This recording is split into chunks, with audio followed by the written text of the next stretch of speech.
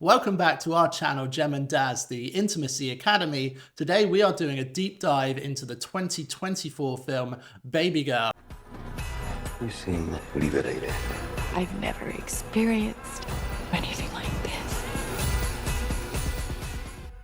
Starring Nicole Kidman, Harris Dickinson, and Antonio Banderas. Yeah, there's a lot to unpack in this film, and we've been wanting to watch it for a while, actually. So we watched it this weekend, and we loved it. So this film, quite early on, shows our main female character, played by Nicole Kidman, coming across a mysterious man in the street whilst being attacked by a dog who he manages to get under control quite easily. Come here.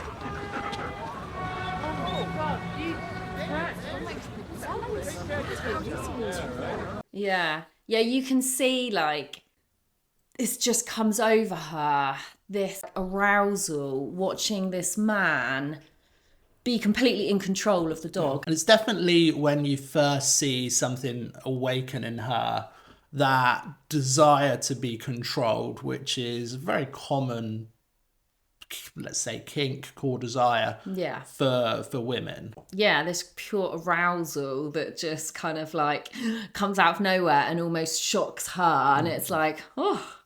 And a couple of scenes after that, you get that really hot moment where she says to him, "How did you control the dog?"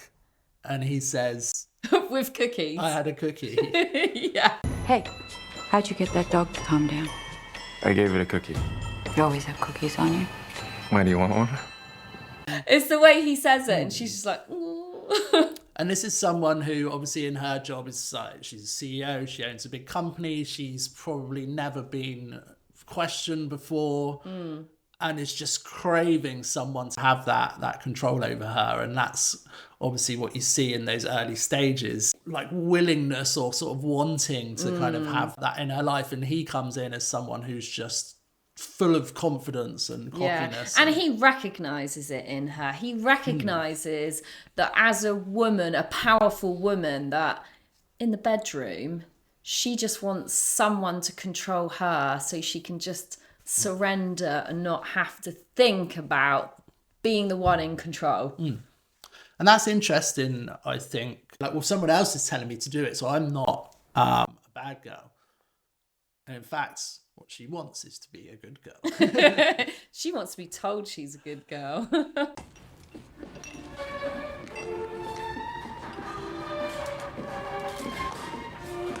Thank you. Good girl. I tell you what else I really love about the film, and it's something that you don't kind of see, like with regards to 50 Shades of Grey. He obviously wants it, and that's kind of his kink, to be in control. But you can tell in the film that he's not really done it before. And there are a couple of scenes where he sort of like, he laughs because he's maybe a bit nervous, and he's kind of like learning how to navigate it as well. And I really love that because it really kind of shows that that's how it would be in real life. They're very much being led by desire. They're not experienced enough to step back and kind of say, like, okay, this is dangerous. And that is something that needs to be considered with these kind of scenarios. Her husband, played by Antonio Banderas, Antonio Banderas. who we haven't touched on yet. Let's dive into that relationship that they have. So obviously married, I think they say in the film, 20 years. 2 children, raising a family. Both obviously have very high profile jobs, and for all intents and purposes seem to have a perfectly normal functioning marriage. This scene for me really resonated. If you haven't seen it, you need to watch it. The opening scene, well, it's not the opening scene, but it's the first time you kind of see them together and they're having sex. She's on top and it looks like she's having a great time. They finish and she sneaks off with her laptop, puts porn on, and has to finish herself off.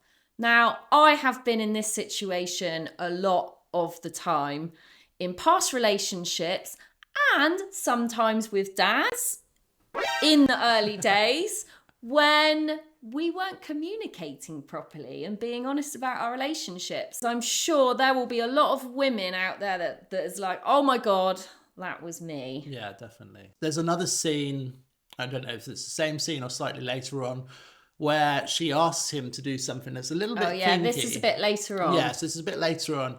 So after we've kind of established that they have a sex life, but she's obviously not satisfied by it. Because I think she's already been aroused by the guy. Yes. Hence why she asks him to do this next bit. Exactly. So she asks him to basically cover her face with a pillow, not in a suffocation kind of kink, Yeah. although that is a thing, but more of a kind of blindfold, sensory deprivation type of kink.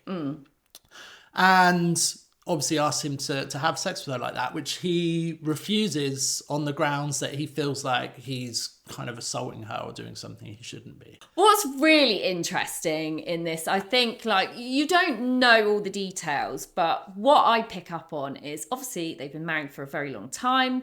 They've got 2 children with each other of about, what would you say, sort of 17 and... Yeah, and 12, 13. 12, 13, something like that.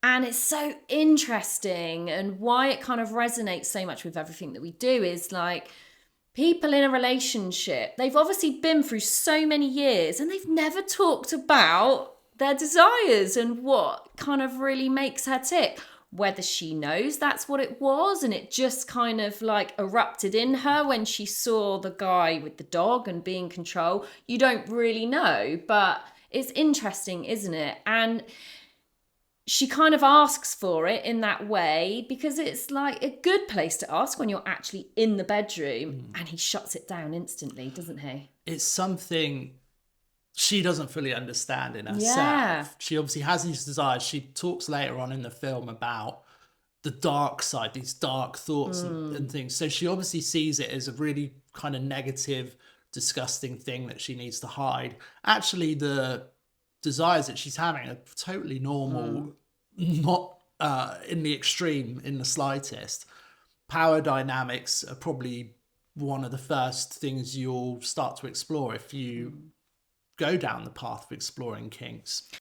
So as we move further into the film, we start to get this push-pull dynamic between Nicole Kidman's character and the person that she desires, played by Harris Dickinson. Samuel, his name, I can't remember any of the characters' names. She wants the relationship with Samuel, where she can be the slut and give up control and explore desires and orgasm. And she wants the relationship with her husband. But let's be real though, what she actually wanted was her husband to play that role as well. She wouldn't have needed to go off and seek it elsewhere if they communicated and he was open to listening to her desires and playing them out. And I think that's one of the really key things to take away from this film. If you're a man, and this is going to be very controversial, you have a female partner who commits infidelity, you have to take some responsibility for that. Now, there are occasions where people just fall out of love and some people are just assholes. But if someone is seeking sexual gratification somewhere else because they're not getting it home, there is a communication breakdown. And that's what happens in this film. Like, she wants to be able to be those 2 different personalities with her husband. It goes back to this idea of like women want to be able, and let's not say women, men too, want to be able to have these dual personalities. They want to be able to explore these different parts of themselves. And speaking as a woman, Daz, you can't speak for all the women, but speaking as a woman, I can actually say, like, I enjoy being a slut. There's nothing wrong with wanting to be a slut sometimes and kind of having those desires and playing them out safely. It is so important to understand if you are hitting the right buttons in the bedroom with your partner. As uncomfortable as it is, and so many men that I speak to, it's the last thing they want to talk about with their partner is sex, because I think mostly they're afraid that what they're going to hear back is going to upset them. We should be giving space to each other to listen and be heard and understand what these kinks and desires are without shame.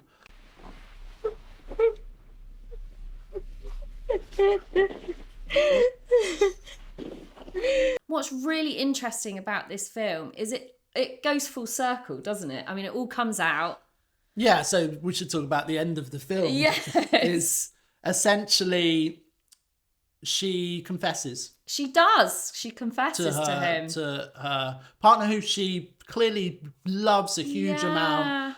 She obviously, it was the last thing she wanted to do is commit infidelity, but she could not resist exploring this desire that had lay so dormant for so long.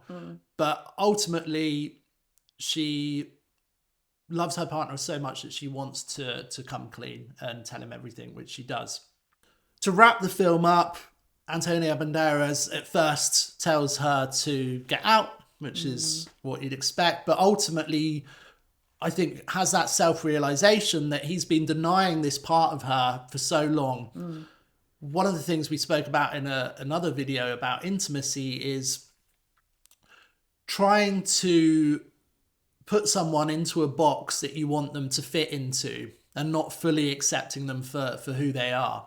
And that's definitely something that he realizes in this film. He's kind of put his wife into this box of being like the sweet little wife who wants a deep, meaningful making love sessions. And as much as, and he will have known, he knew he had those signs, you know, she tried to communicate to him there. But because that didn't fit his narrative of her, he denied that in her. And ultimately, he then accepted that there was some responsibility on his part for her behaving the way she did. The final scene is actually of them in a sexual situation.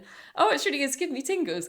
And they're doing what she wanted him to do in the first place. Yeah, what did he... Oh, he turns her over and puts her face down and he's playing with her from behind.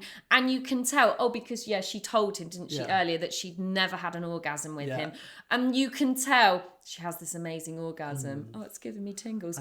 But the moral of the story is, if they had just had those uncomfortable conversations and talked about each other's core desires, they wouldn't have had to have gone off. Yeah, gone through the kind of the trauma and the negative experience that ultimately it kind of was for her. I think like she realised that the price she was paying wasn't really worth the juice wasn't worth the squeeze. But it's really interesting, and it's something that we'll talk about in future videos. The reason that Jem and I explored the world of non-monogamy is because of that same thing of me realizing that there was something in her that would never be quite fulfilled in our in a standard monogamous relationship, and without addressing it, without finding a way to satisfy that part of her, we knew that our relationship would struggle. That's what we're saying. You've got to have these hard conversations in a relationship if you want it to work and go the distance. So watch this film. We absolutely loved it. It's going to be a great film to watch to spark those kind of conversations and just open the door to maybe exploring your kinks and desires. Yeah, definitely. I think we've probably just scratched the surface of some of the big topics in the film, but hopefully that gives you an overview and obviously our opinion on it. But all of the topics that were covered in the film are just handled really well. From a kink perspective as well, it kind of ticked all the right boxes in terms of consent and using safe words and things like that, and how to play effectively. Apart from that one key one, which is the ethical side of it, which is ultimately what the film is about. What happens when you explore these desires, but in a non-ethical way. So really good film. Go check it out. We're Jem Daz. Make sure you like and subscribe and follow us for weekly videos on intimacy and relationships.